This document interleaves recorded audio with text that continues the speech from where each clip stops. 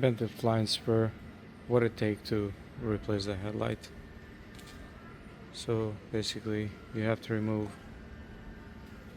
fender liner, fender,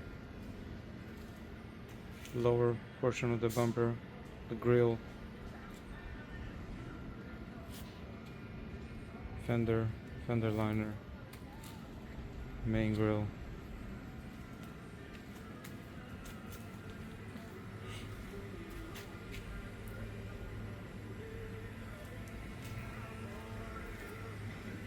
wheel on the passenger side. This is kind of the same procedure for passenger side or driver side. Either way, this is what needs to be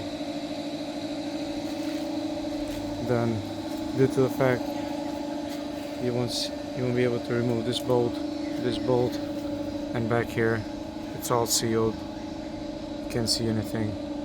You can't get anything from the bottom.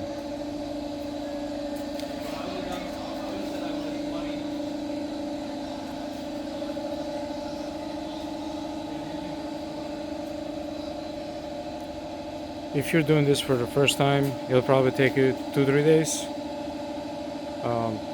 If you know how to remove the bumper, the bottom lip first,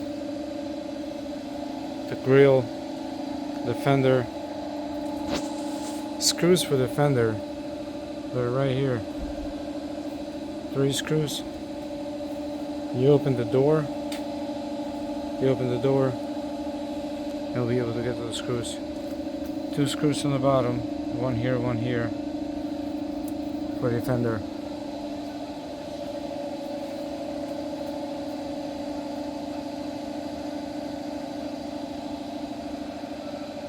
The whole fender.